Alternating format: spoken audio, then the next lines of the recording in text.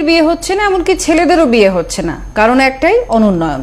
বীরভূমের পাইকর থানার উত্তর রামচন্দ্রপুর গ্রামে রাস্তা নেই, ব্রিজও নেই। অনুন্নয়ন নিয়ে ক্ষোভ তৃণমূল পঞ্চায়েত সদস্যেরও। হাসুলিবাকের মতো পাগলা নদী, নদীর গতিপথ জড়িয়ে আছে পুরো গ্রামকে। গ্রামের ঘরগুলো বাদ দিলে যত দূর নজর যায় শুধুই আকাশ, গাছপালা, ধান জমি আর পাগলা নদীর স্রোত।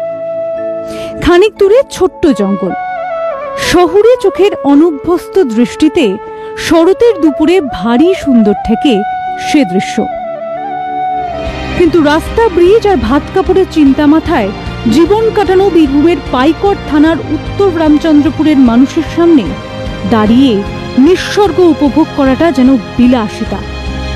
গ্রামে ৩৫০ পরিবারের বসবাস। টিউবওয়েল হাতে গোনা কয়েকটা। আধ ঘন্টা পাম্প করলে তবে জল ওঠে। বিদ্যুৎ থাকলেও বাড়ি বাড়ি সংযোগ নেওয়া সম্ভব নয়। অনুন্নয়ন অভাবে দীর্ণ পুরো গ্রাম। রাস্তা আর পাগলা নদীতে ব্রিজের দাবি বহুদিনের। কারণ গ্রামটি বদ্বীপের মতো অবস্থান করছে। গ্রাম থেকে স্কুল, কলেজ, বাজারহাট, হাসপাতাল যেতে হলে পাগলা নদী পেরোতেই হবে। নৌকোর যাতায়াত ছাড়া বিকল্প কোনো মাধ্যম নেই। বর্ষায় গৃহবন্দী থাকা ছাড়া কোনো উপায় নেই। ভোটের সময় রাজনৈতিক দলের লোকেদের আনাগোনা শুরু হয়। তারপরে আবার যে কেসে উন্নয়নে বিয়ে ভেঙে যাচ্ছে গ্রামের মেয়েদের। সেই গ্রামে মেয়েও দিতে চাইছে না কেউ, ফলে ছেলেদেরও বিয়ে হচ্ছে না। তারপরে আমাদের ব্রিজটাও নেই, মানে অনেক কিছু সমস্যা। তারপরে আপনার এই যে ছেলেদের বা মেয়েদের বিয়ের ব্যাপারটা নিয়ে বহুত প্রবলেম। মানে আমাদের গ্রামের মেয়ে অন্য জায়গায় কোনো বিয়ে হচ্ছে না, বা আমাদের ছেলে অন্য গ্রামের মেয়েরও বিয়ে দিতে চাইছে না। তোর কারণটা কারণ একটাই, যে রাস্তা নেই,